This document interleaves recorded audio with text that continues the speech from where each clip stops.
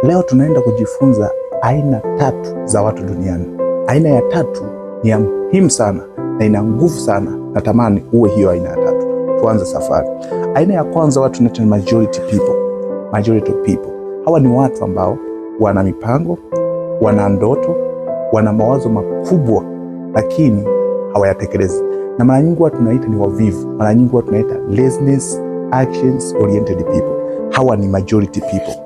Na wana sababu nyingi sana za kutotekeleza mambo yao. Atakwambia sina mtaji, sina elimu, mimi ni yatima. Hata kama ana miaka 30, bado anajiita yatima, ana miaka 30. Hao huwa tunaita ni majority people. Na mara nyingi mindset zao mara nyingi huwa zimejaa maneno siwezi, haiwezekani. Kila kitu wao hakiwezekani. Ni mara nyingi huwa tunaita ni majority people, hii aina ya watu. Na wana wishes nyingi sana. Kama ni rafiki yako utamjua tu. Ukikaa naye atakwambia mwaka huu na mpango fulani, natamani nitimize lengo fulani. Lakini ukifika mwishoni wa mwaka hafanyi kitu chochote, hajafanyi kitu chochote, wala hakuna chochote alichokitimiza. Mara nyingi watu wanaita wana wishes nyingi lakini utekelezaji wao hamna. Utamkuta na mipango mingi ya kutosha lakini utekelezaji wao mara nyingi ni zero. Aina hii watu wanaita majority people. Aina ya pili watu wanaita starting people. Starting people ni watu ambao wana mipango, wana malengo, wana ndoto. Lakini utofauti wao ni kwamba wao huanza kufanyia kazi malengo yao. Lakini changamoto yao ni kwamba inapotokea tu changamoto hapo katikati hukata tamaa. Na wanapokata tamaa wanashindwa kuendelea kuyafanyia kazi malengo yao au ndoto zao kwa sababu ya changamoto. Hawa tunaita ni starting people kwa sababu huwa hawakamilishi safari walioianza. Tunaita ni starting people. Aina ya tatu tunaita hardworking people. Hardworking people ni watu ambao wana malengo, wana mipango, wana maono makubwa, na wao tunaitaka ni solution oriented people. Mara nyingi wao kufanyia kazi malengo yao. Wanapoanza kufanyia kazi malengo yao, hata inapotokea ugumu wowote, wao utafuta solution, utafuta masuluhisho kwenye hizo changamoto wanazozipitia kwenye kuachieve malengo yao na kuendelea kusonga mbele zaidi. Mara nyingi hawa huwa tunaita ni hardworking people. Na hapa utakuta wakina Dangote, wakina Rostam Aziz, wakina Mo wapo kwenye hili kundi. Hardworking people. Wapo kwenye hili kundi la hardworking people. Na mara nyingi sana hawa watu utawakuta ndio wale ambao wana malengo ya miaka 5, miaka 10, miaka 25. Hawaanzi biashara yoyote bila kuiona kwenye miaka 5 itakuwaje, bila kuiona kwenye miaka 20 itakuwaje. Mara nyingi biashara yoyote wanapoingia wanakuwa wanaelewa kwamba hii biashara baada ya miaka 10 itakuwa imefikia sehemu fulani. Wana malengo, ni hardworking people. Hawa watu tunaita ni hardworking people. Hawakati tamaa hata kama iweje. Wao husonga mbele kwa sababu wanaamini kwamba vizuizi uwezo kuvizuia. Lakini kitu ambacho nitakuwa kielewa kwamba hawa hardworking people pia wao ni growth oriented. Mara nyingi hupenda kujifunza. Wanasoma vitabu kila wakati. Yani wako vizuri, hata muda wao wanaheshimu muda wa kuamka, muda wa kwenda kulala, muda wa kufanya kazi. Wako vizuri, time managers. Hawa ni hardworking people. Wana sifa nzuri sana, hardworking people.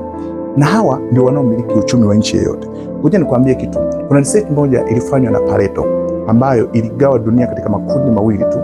Na nchi yoyote lazima iwe na haya makundi mawili. Kundi la kwanza ni 20%. 20% ndio linabeba aina ya 3 ya watu ambao ni hardworking people.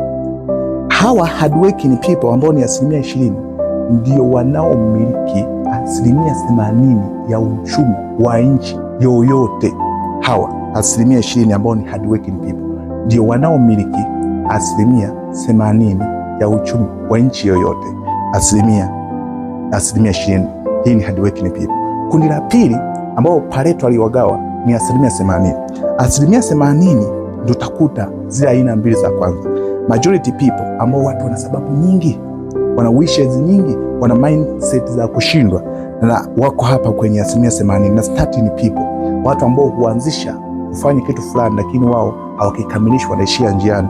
Mara nyingi watu tunaita ni wapo kwenye hili kundi la 80%. Sasa hawa kundi la 80% linamiliki 20% tu ya pesa ya nchi yote, ya uchumi wa nchi yoyote. Nchi yoyote ukienda duniani kote utakuta imegawanyika katika makundi haya mawili. 20% ambayo inamiliki uchumi wa hiyo nchi 80%, na 80% ambayo inamiliki uchumi wa hiyo nchi 20%. Hawa watu, kitu ambacho ningekupendekezea utoke kwenye majority people na starting people, uingie kwenye hardworking people, ambao hawa watu ndio wanaofanya vizuri zaidi na wanaomiliki 80% ya uchumi. Hawa watu ndio utakuta wana makampuni, hardworking people, wana ma NGOs. Hawa watu wana ndoto kubwa, hawa watu, na mara nyingi usifanyia, sio watu ambao wa wishes, ni watu wa action oriented. Sasa ukitaka ufike mafanikio ya juu kwenye peak performance kama hawa watu ambao ni hardworking people, ambao ni 20% tu, kitu cha kwanza unachotakiwa kuwa nacho ni commitment. Commitment ni kufanya kazi kila siku unapoamka, kuyafanyia kazi malengo yako. Kama huna lengo, anza kupanga sasa hivi, kwa sababu malengo ndio fuel, ndio mafuta, ndio direction ya kujua kwamba unaenda wapi.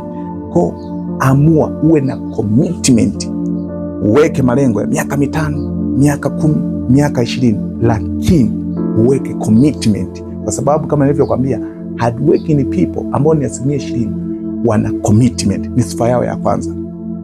Sifa ya pili, uwe na kitu kinachoitwa completion. Yaani ukianza kitu ukimalize. Na mara nyingi huwa iko hivi, weka lengo, likatekate lile lengo katika vipande, halafu kisha katakata katika vipande, chukua kipande kimoja, kimalize. Utakamilisha lengo lako kwa urahisi sana. Kwa mfano, kama unatamani pengine labda tuseme let's say unatamani kuwa na kampuni, pengine labda kampuni labda la media, unataka kumiliki media, maana yake lile lengo lichukue ulikatekate kwamba ni vitu gani vinavyohitajika kujenga media. Ni nyumba, ni kamera, nini. Ndio unaanzia kamera, unatiki. Unaanzia kama ni nyumba, unapata nyumba, unatiki. Mwisho wa siku nilitimiza lengo kwa rahisi sana. Lakini kitu cha tatu, unatakiwa uwe na closure.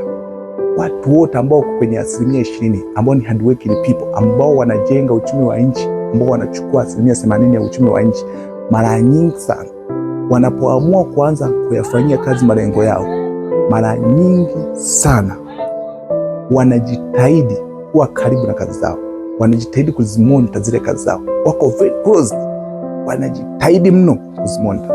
Sasa ningekupendekezea ujitahidi uwe kwenye hili kundi la 20% ambao ni hardworking people, ambao wanamiliki 80% ya uchumi wa nchi. Hii ipo duniani kote, hata uende wapi 20% utaikuta. Hata hapa Tanzania, anza kufikiria ni 20% gani ambao ni watu wa aina gani ambao wako Tanzania wanaomiliki uchumi 80% ya hii nchi. Utakuja uyapate majibu. Mungu akubariki sana.